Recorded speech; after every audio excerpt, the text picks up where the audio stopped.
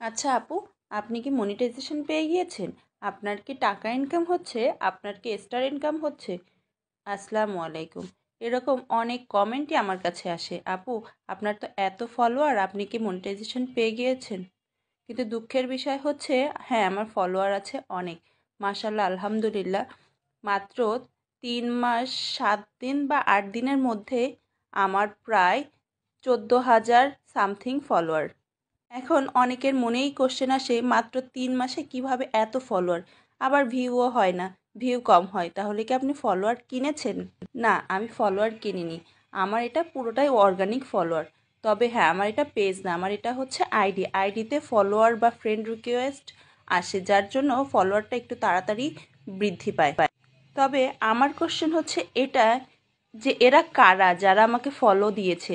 14,000 follower আমার, কিন্তু আমার ভিউ হয় 500, 600, 1,000। কিন্তু এমনটা কেন? এটাই হচ্ছে আমার মেইন কোশ্চেন। আমি ফলোয়ার কিনিও নাই, আর আমি কোনো বুস্টও করি নাই। ম্যাক্সিমাম বুস্ট করলে কম্পিউটার বেস কিছু ফলোয়ার আমাদের দিয়ে থাকে বা ওয়াচ টাইম দিয়ে থাকে, এতে কিন্তু আমাদের ভিউও বাড়ে না বা কোনো মনিটাইজেশনও পাওয়া খুব একটা সহজ হয় না, যার জন্য আমি এটা করিনি।